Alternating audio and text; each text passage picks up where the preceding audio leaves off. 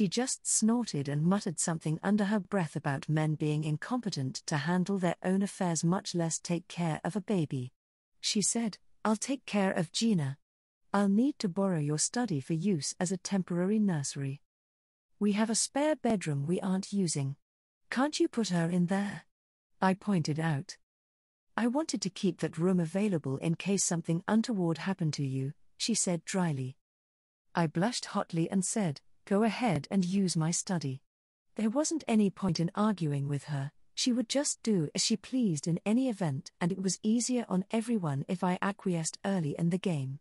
She told me it would be some time before she got home. She intended to buy baby furniture and supplies before she went home.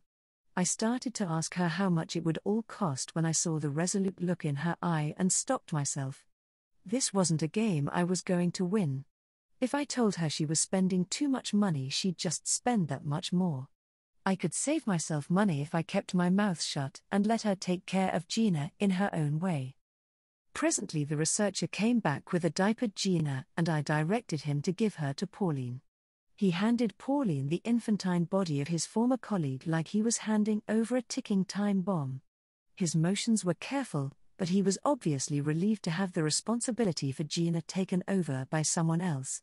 Pauline swung Gina over one hip and then started walking out of the room, saying she'd talk to me that night. I sighed as I turned to the researcher and asked him what he had discovered.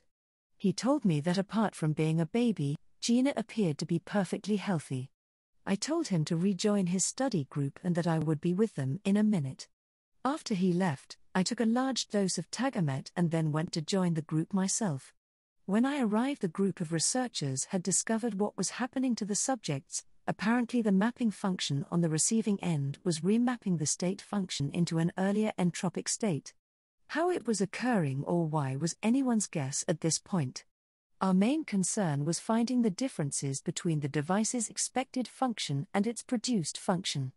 We decided that if we could understand the changes the device was introducing, we could establish a gradient relationship and incorporate a filter routine to control the output. We all worked until it was late, and then I ordered everyone to go home to get some rest.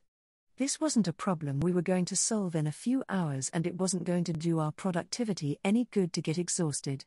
I told everyone there was a news blackout on the results of this experiment and warned them about the potential fallout from the press if they got wind of what happened to Gina.